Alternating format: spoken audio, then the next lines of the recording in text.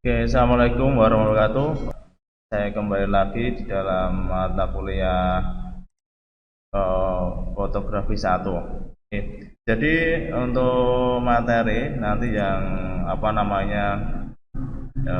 saya sampaikan dari konsep dasar di dalam fotografi.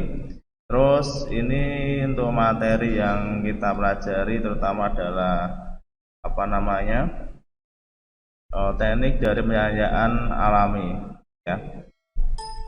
Nah, oke. Pertama yang harus kita dasari apa sih untuk pencahayaan itu? Nah, di sini menjelaskan bahwa kita kemarin sudah belajar yang namanya speed dan diafragma.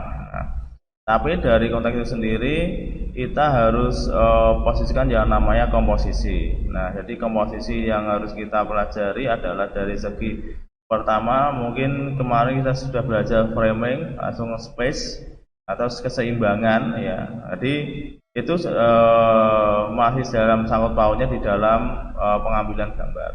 Nah, dari proses-proses yang itu sendiri, bagaimana kita harus bisa memberikan hasil biar maksimal. Nah, dari proses yang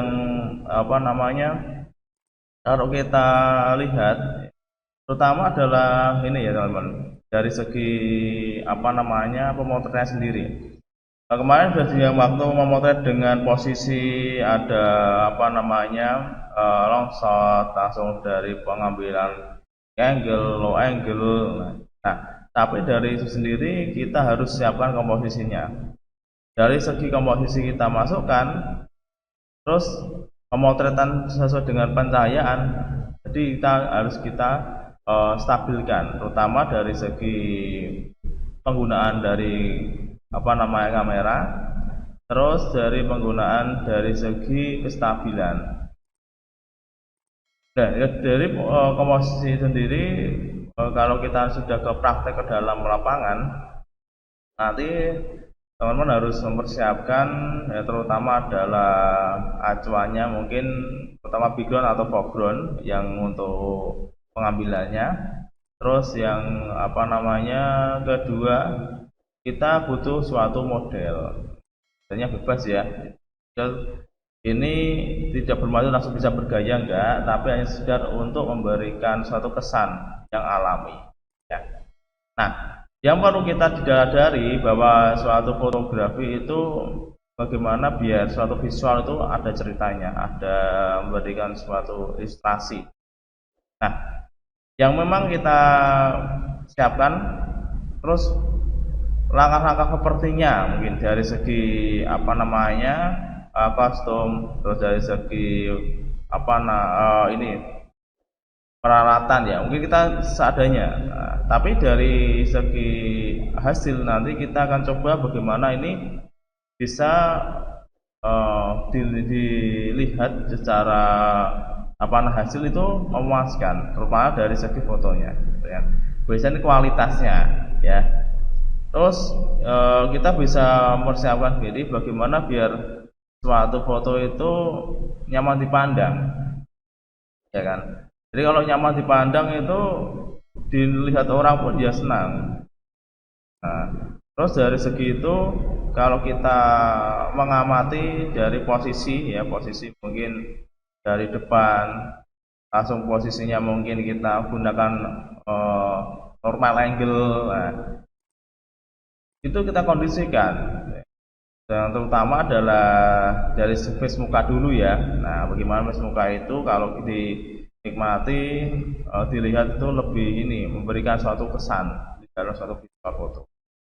Nah, terus dari segi itu sendiri kita kalau kita dasari dari segitiga emas dalam fotografi, maka kita di dalam foto kemarin sudah memotret dengan teknik exposure, ya, kepekaan cahaya. Terus bisa kita manfaatkan bagaimana biar hasil itu bisa menyesuaikan antara cahaya, terus dari segi speednya, terus bisa kita manfaatkan apa yang harus di dalam suatu foto itu munculnya suatu gambar yang nyaman dilihat. Nah, dari posisi itu sendiri, kalau kita memang sudah berhasil di dalam pengambilan, ya, misalnya saja suatu sudut pengambilan yang sangat luas, saya di situ hanya saja mengandalkan cahaya, misalnya ada cahaya matahari misal aja. Terus di situ kita gunakan langkah pengambilan. Nah, dari saya sendiri kalau kita amati, mungkin kita ambil waktu sore hari lah. Nah, kita boleh mengambil dengan konsep seperti matahari tenggelam, atau mungkin kita pekakan agar cahaya ini di belakang model. Nah, misal aja ya, itu aja bisa kita visualisasikan bagaimana biar nyaman, enak dilihat. Nah, posisi-posisi itu sangat gimana biar dinikmati kan. Maka kalau kita bisa memotret dengan sesuai atau bisa menyesuaikan diri, itu perlu yang namanya suatu atau analisa dulu. Kalau misal kita ambil daerah pegunungan saja ya, terus kita kira waktunya jam berapa, pagi hari atau mungkin sore hari. Nah, kita harus sudah persiapkan diri. Dan sampai keadaannya nanti mendung ya, misalnya aja mau hujan ya, kita harus perlu observasi kalau kita memang mengambil alam. Dan mau menciptakan segitiga exposure dengan teknik segitiga emas, itu memang menggabungkan beberapa hal yang kaitannya adalah terutama dari segi ISO-nya. Nah, kemarin sudah nyoba pengambilannya dengan antara pagi berapa ISO-nya, siang berapa, saat malam. Nah, itu yang perlu ada tanggapan di dalam suatu pengambilan gambar. Misal kita nanti ingin menghasilkan foto, mungkin pengen menghasilkan foto kelompok. Mungkin foto kelompok ini ciptakan untuk memotret bersama-sama ya. Mungkin kelompok ini bisa sampai 5, bisa sampai 6, tapi dengan konten yang memang menarik. Semua dengan gaya bebas, biasanya gitu. Tapi dengan disadari foto kelompok ini harus dengan serta-merta kebersamaan. Jadi harus kebersamaan ada sesuai dengan visualnya ya. Misal ini kita ngambil keadaan mungkin di daerah ini ya, pegunungan misalnya aja ya, itu tempatnya rindang alami. Nah, kita bisa ngambil dengan tema keceriaan ya.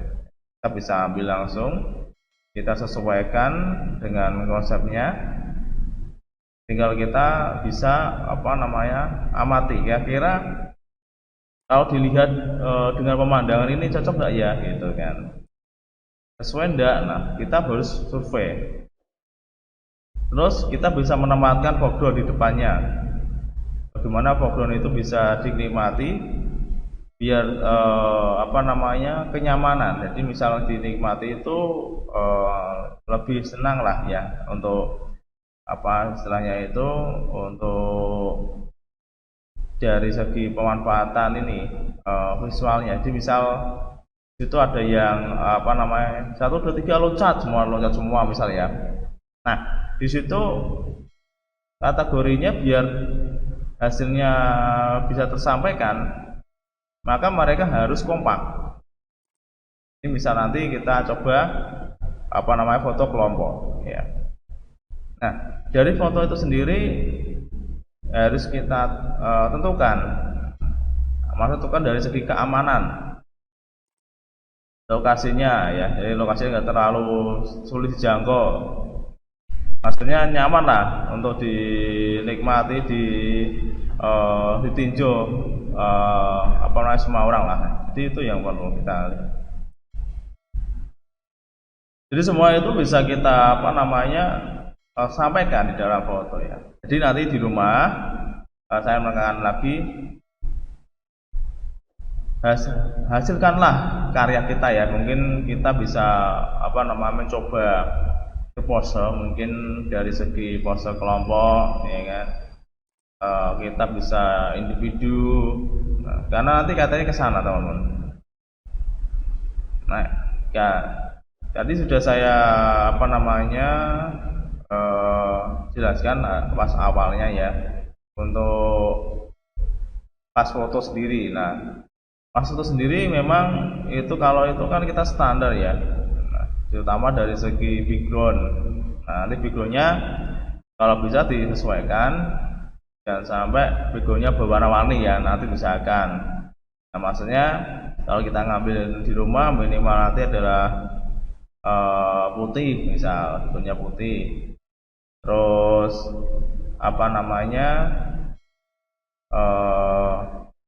kalau misalnya nggak ada, kalau mungkin ada malah mending kita bisa dengan background biru atau hijau ya, atau merah ya, bisa. Nah posisinya bebas teman-teman, boleh duduk, boleh berdiri, ataupun kita menyesuaikan dari modelnya. Tapi jangan sampai si kameramen itu lebih rendah dari model. Mending kalau bisa ya kita duduk aja lah, lebih nyamannya ya, lebih aman lah setelah gitu, lebih aman, lebih nyaman, dan tidak masalah gitu kan. Itu kalau lebihnya ke sana. Jadi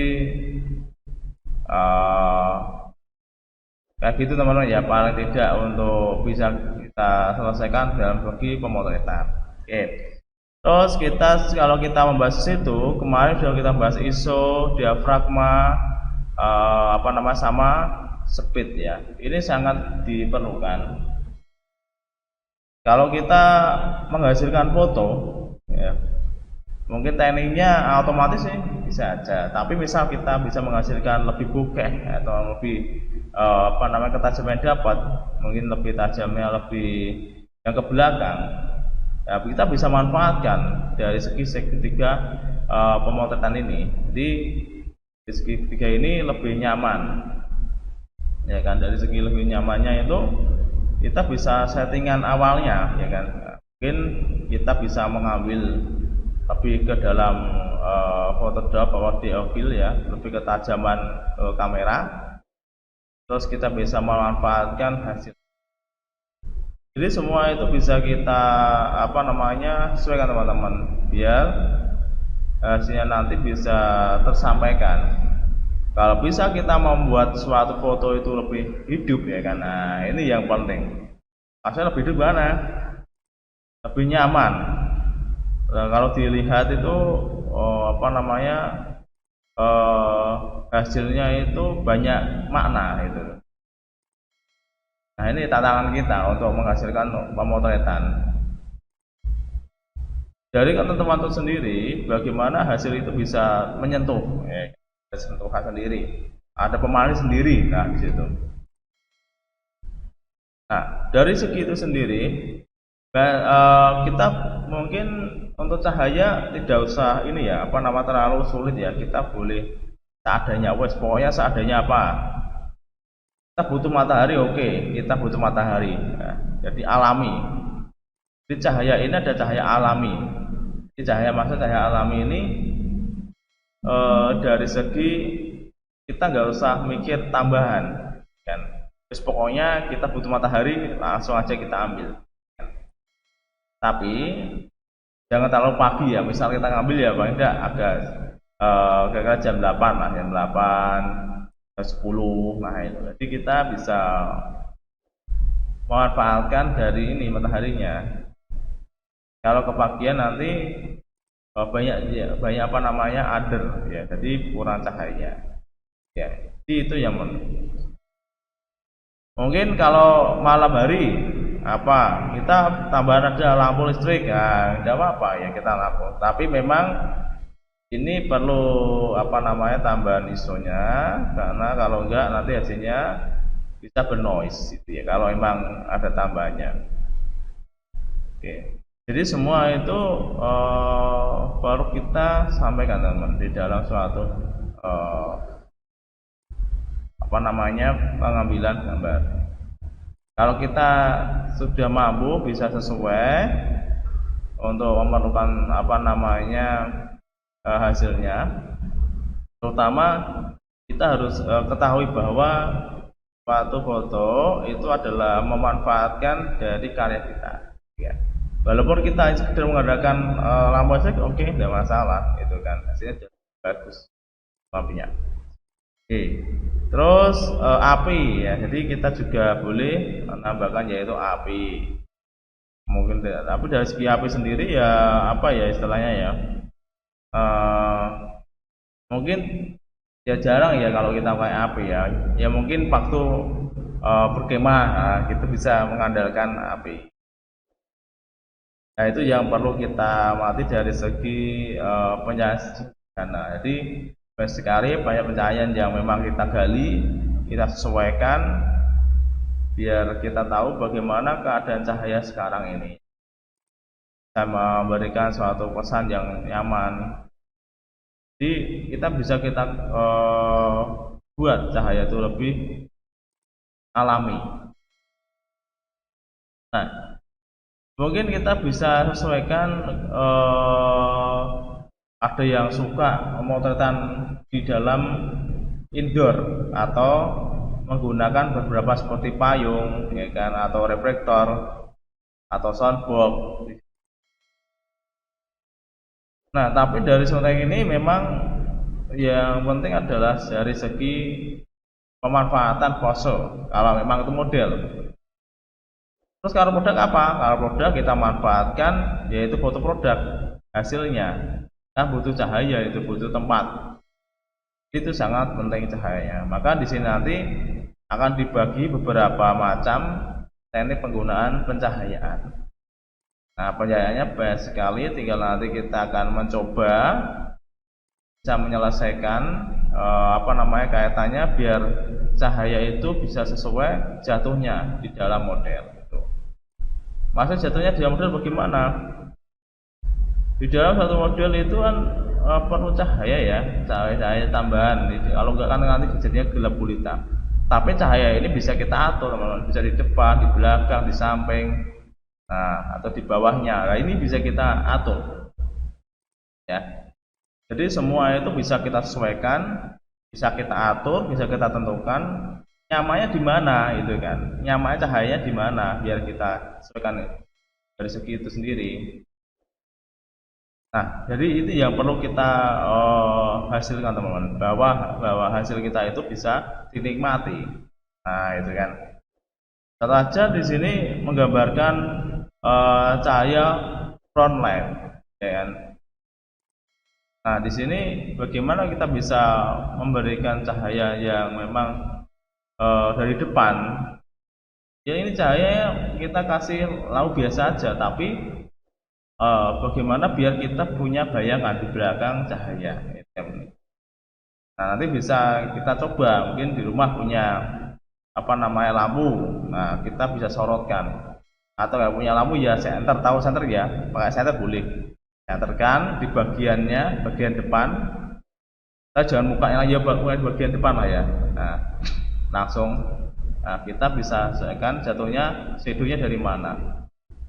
Itu bisa kita manfaatkan, teman-teman, untuk menghasilkan suatu biar menarik. Nah, kita bisa gunakan. Nah, dari fungsi itu sendiri orang bisa memikir suatu karya bagaimana bisa dinikmati, ya kan, begitu.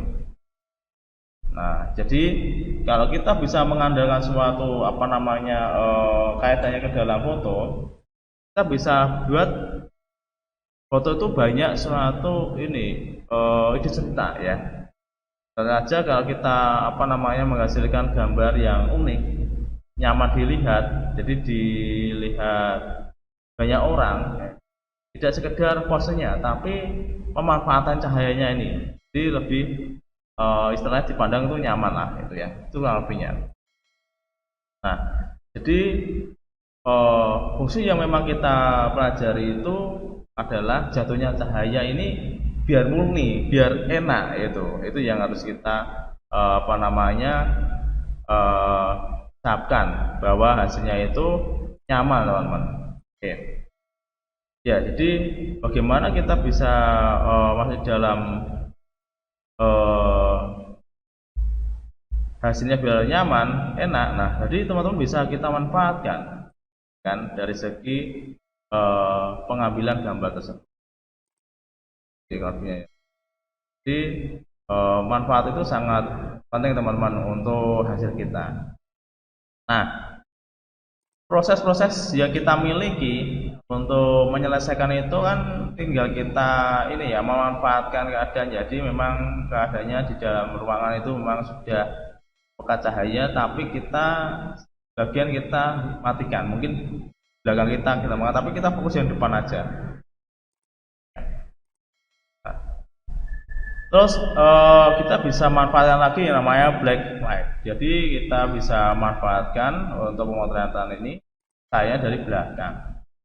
Yang depan tidak usah pakai cahaya, tapi waktu kita memotret kita bisa tanpa gunakan bleed. Jadi langsung ya, maksudnya kita memotretnya itu adalah langsung tanpa menggunakan bleed. Bleed dinonaktifkan.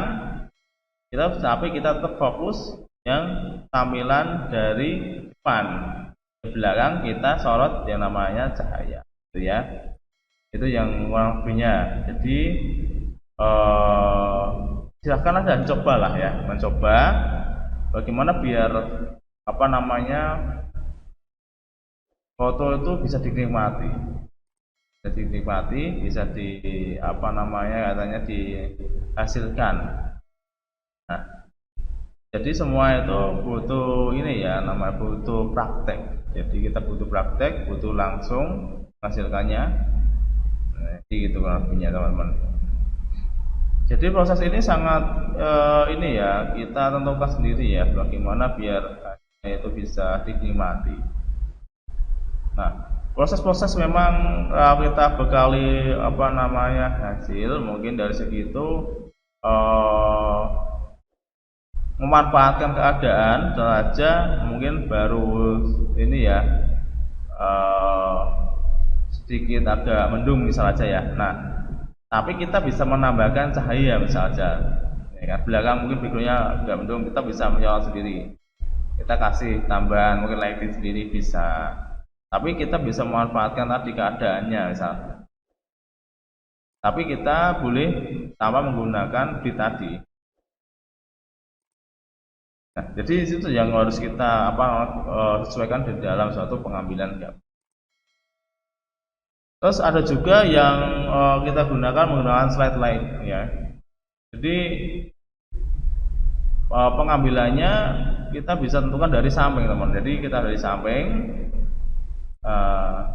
terus kita fokus di modelnya, tapi lightingnya dari samping, lebihnya. Jadi kita bisa menyelesaikan bagaimana suatu keadaan, suatu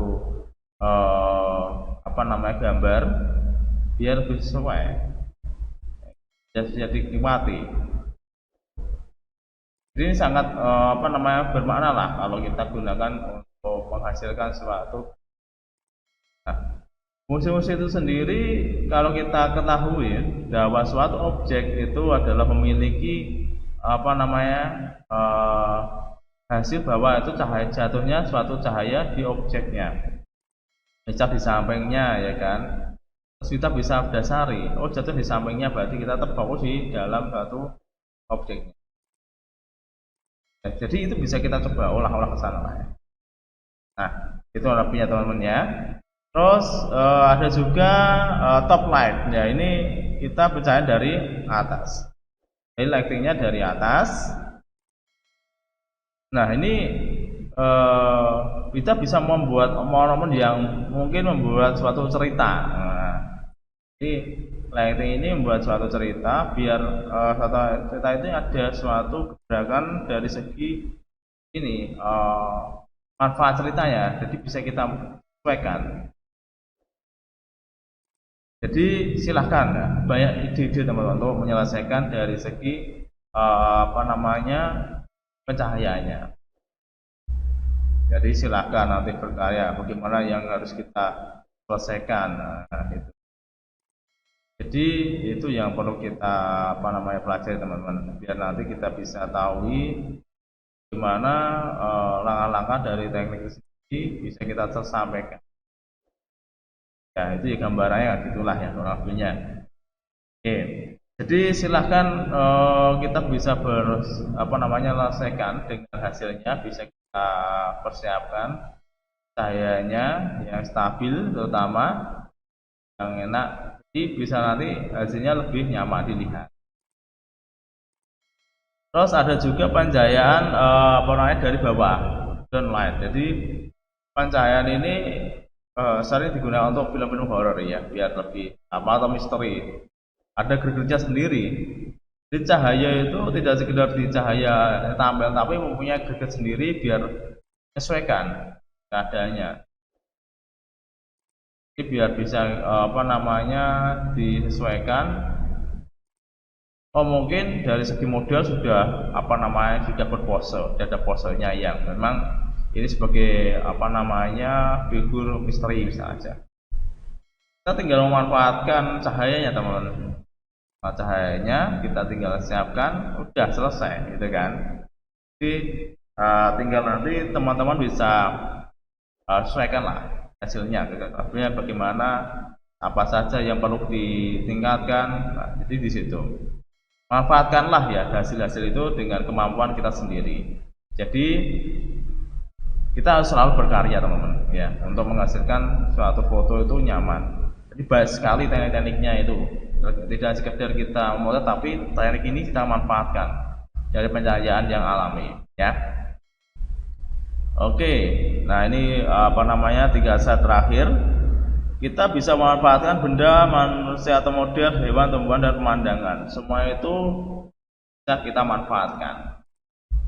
Karena adanya suatu beberapa ini bisa kita ambil sebagai acuannya. Maksudnya acuannya ini adalah hasil yang memang memiliki dasar ya, terutama dasarnya adalah keindahan ya, atau unsur estetikanya itu ada. Kita butuh suatu model, misal aja mungkin kita butuh kayak hewan misal aja, kita bisa manfaatkan keindahannya dari siapa, dari sisi mungkin gerakannya, warnanya. Nah ini bisa kita kaitkan. Terus kayak model, nah model itu bisa pose enggak? Nah, kalau bisa pose kita bisa manfaatkan posenya, kita cari tempatnya yang memang itu bisa kita berikan di dalam suatu pemotretan. Dan mungkin bisa kita siapkan lagi seperti tumbuhan, kita bisa ambil pengambilan gambar makro lebih dekat lagi. Nah ini bisa kita manfaat di situ. Nah, jadi semua itu bisa kita siapkan pengambilan gambar, dan kita bisa memvisualisasikan sesuai dengan ide kita mau ngambil apa dulu gitu kan. Jadi itu kurang lebihnya untuk hari ini teman-teman ya, yang sudah saya sampaikan. Jadi pemanfaat dari segi pengambilan gambar dengan teknik cahaya alami, terus banyak sekali penggunaan antara cahaya agar kita, terus fungsinya juga ada.